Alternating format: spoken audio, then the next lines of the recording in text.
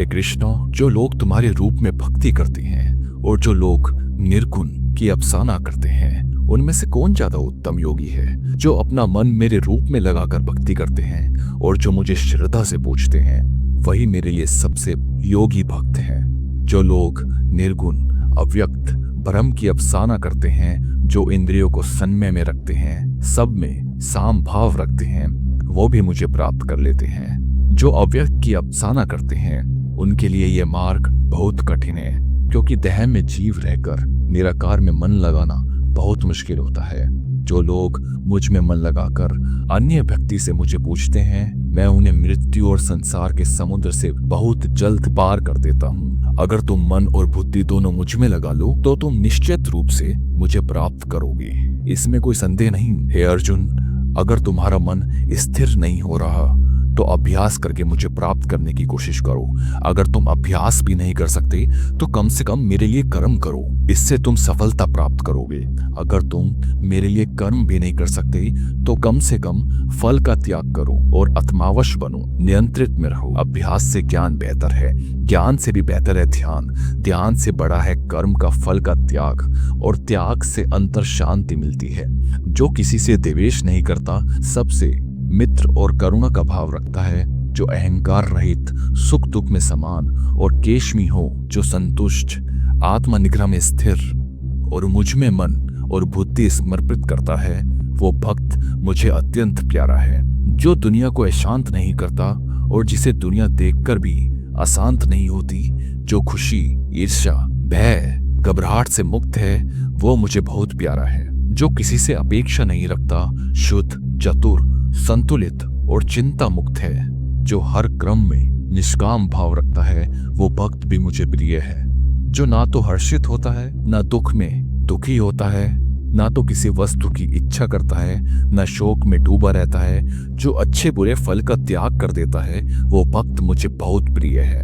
जो दोस्त और दुश्मन, मान और अपमान, सुख दुख, ठंड गर्मी में समान भाव रखता है, जो मौन निंदा स्तुति में एक जैसा संतुष्ट और निर्ग्रंथ है, वो भक्त मुझे प्यारा है। जो लोग इस धार्मिक अमृत को श्रद्धा से पूजन करते हैं, जो मुझे सर्वेश्वर मानते हैं, ऐसे भक्त मुझे अत्यंत प्रिय होते हैं। हे कृष्णा, मुझे ये समझना है, ये प्रकृति क्या है, ये पुरुष क्या है, ये क्षेत्र और क्षेत्रजन क्या है। हे अर्जुन, ये शरीर ही क्षेत्र कहलाता है, और जो शरीर को जानता समझता है उसे क्षेत्रजन कहते हैं। हे अर्जुन, सब शरीरों के अंदर मैं ही क्षेत्रजन हूं। यह समझना कि शरीर अलग है और आत्मा अलग, यही सच्चा ज्ञान है। अब मैं तुम्हें बताता हूं ये क्षेत्र क्या है, कैसा है, किससे बना है, क्या क्या विकार इसमें होते हैं। ये सब ज्ञान वेद व्यास के द्वार तुम्हें प्राप्त होगा।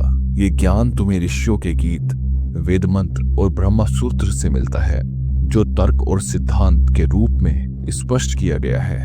ये शरीर बना है 5 महाभूत, पृथ्वी जल अग्नि वायु आकाश, अहंकार बुद्धि मानस, 5 ज्ञानधीरिया प्लस 5 कर्मधीरिया, डिजायर हेट जॉय और भी बहुत कुछ।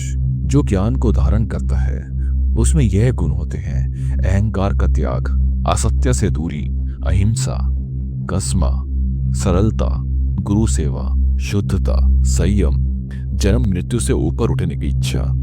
ज्ञानी व्यक्ति हमेशा जन्म मृत्यु बुढ़ापा और रोगों को दुख के रूप में देखता है और इन सबसे मुक्ति पाने का प्रयास करता है। मैं तुम्हें जन्म्य के बारे में बताऊंगा। उसे जानकर व्यक्ति अमृत को प्राप्त करता है।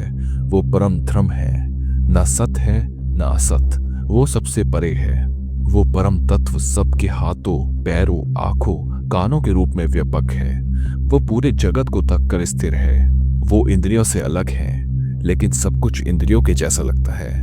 वो निर्गुण होकर भी सब गुणों को भोगता है। जो तत्व जीवन के अंदर भी है बाहर भी, वो अचल भी है और चलित भी। वो दिखता नहीं, वो दिखाई नहीं देता, लेकिन सबके पास भी है और सबसे दूर भी। वो तत्व सब में एक रूप से व्यापक है, फिर भी लगता है जैसे सब में अलग अलग है। वो तत्व सभी की ज्योति का भी उत्तर है। वो अंधकार के परे ज्ञान है, ज्ञान का विषय है और ज्ञान से प्राप्त भी होता है। वो हर एक के हृदय में विराजमान है। जो भक्त इस क्षेत्र ज्ञान और जन्मे को समझ लेता है वो कृष्ण के स्वरूप में स्थित हो जाता है। प्रकृति और पुरुष दोनों अनादि हैं, लेकिन जो भी विकार और गुणों तुम देखते हो वो सब प्रकृति से ही उत्पन्न होते हैं। कार्य और कर्म का निर्माण प्रकृति करती है, लेकिन आत्मा उनको भोगता है। सुख और दुख का अनुभव उसी को होता है। जो आत्मा प्रकृति के साथ जुड़ जाती है तो वो उसके गुणों को भोगता बन जाता है। इस गुण संगत से फिर उसका जन्म होता है, अच्छाइया या बुराइया योनि में। यह परमात्मा ही हृदय में उपाद्रष्टा, अनुमंत्रा, भोक्ता, भर्ता और महेश्वर भी वही है।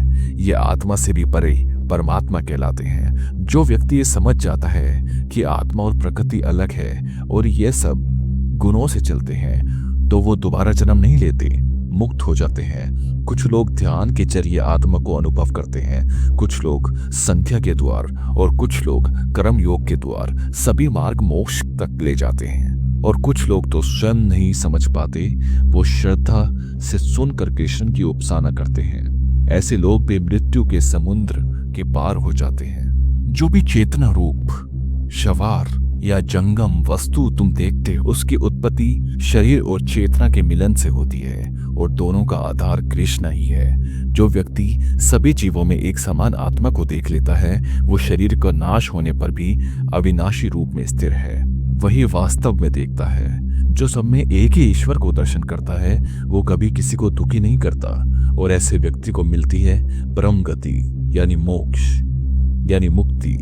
जो समझता है कि सारे कर्म प्रकृति के द्वार हो रहे हैं और आत्मा तो केवल साक्षी है, वही ज्ञानी है, वही सही में देखता है। जब व्यक्ति देखता है कि सब जीव एक ही तत्व से निकलते हैं और सब उसमें ही समाहित हो रहे हैं तब वो ब्रह्म में स्थित हो जाते हैं। आत्मा अनादि है, निर्मल है, वो कर्म करती नहीं और कर्म से बनती नहीं, वो प्रकृति के गुणों से अलग है। जैसा एक सूर्य पूरे संसार को प्रकाशित करता है वैसे ही क्षेत्रीय जन अपने शरीर के क्षेत्र को चेतना देता है। जो लोग आत्मा और शरीर के भेद को ज्ञान की दृष्टि से समझ लेते हैं वो प्रकृति के बंधन से मुक्त हो जाते हैं, वही लोग ब्रह्म गति को प्राप्त करते हैं।